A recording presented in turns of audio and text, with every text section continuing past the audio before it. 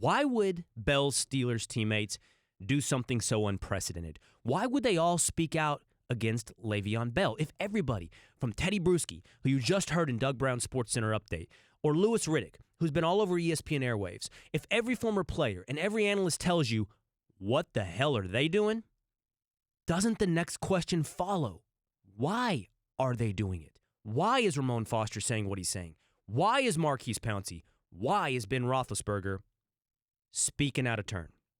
I'm going to give you 4 reasons, 4 potential reasons why you're hearing from Le'Veon Bell's Pittsburgh Steelers teammates in ways you rarely hear teammates talk about each other's contract negotiations. Number 1, if you read between the lines, in fact, if you read it on its face in black and white, quite literally, several of Bell's teammates feel like what's being offered to him, his franchise tag, his $15 million, is a fair deal. They're paying for less, he's passing up on more. This is a lot of money, and to them, it's time to take it. Here's Ramon Foster, Steelers offensive lineman. You throw some of that on my contract.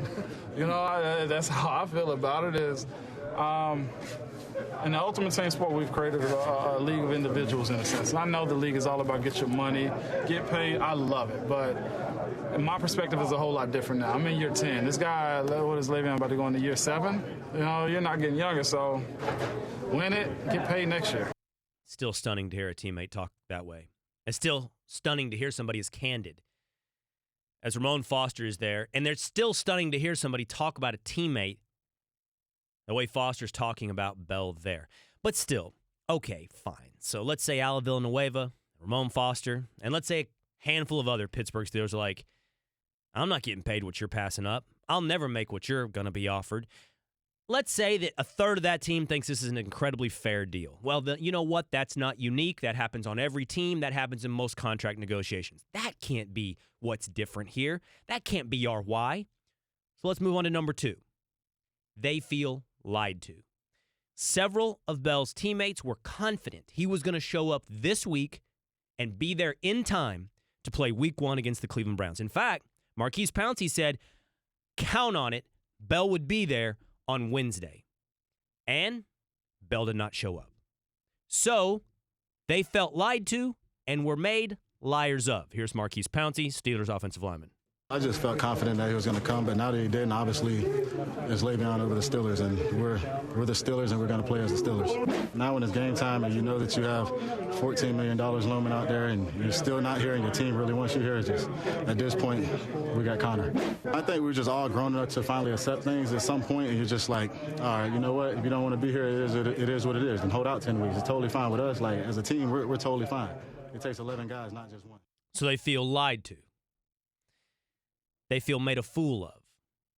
They feel like they were told they can count on Bell, and they couldn't count on Bell.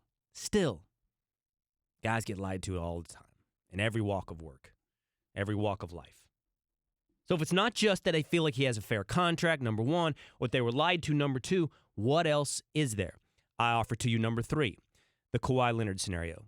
In most contract negotiations, it's between ownership and the players. The thing that's being sacrificed is a little bit of now for a little bit of later. Money now, games now, all to be paid off later. But still, within the same building, wearing the same colors, wearing the same logo. This is different because Bell's not negotiating for a new contract with the Steelers. Bell's not holding out.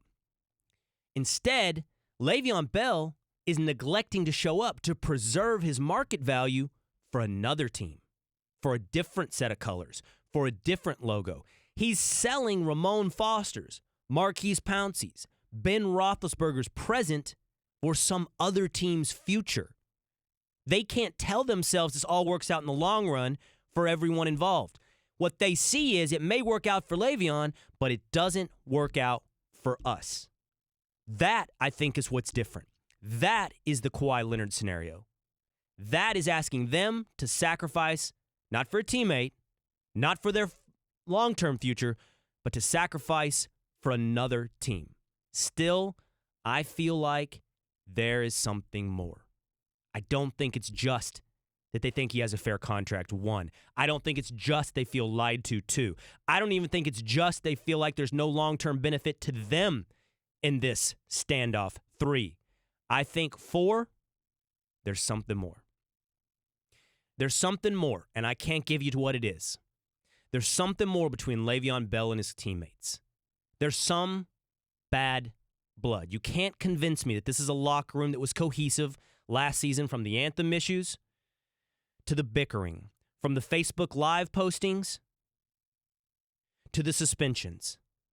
There's something more. These are not teammates that wanted to have Le'Veon Bell's back. I can't tell you what it is. I can't prove to you that there's bad blood. But all I can tell you is when there's something unprecedented, when teams act a certain way, a way that you're not used to hearing from others, you have to ask why. You may not always get the answer, but you know there's something odd and off here. This locker room is different. If they're behaving differently and it's coming out differently, you have to wonder what's different about these relationships.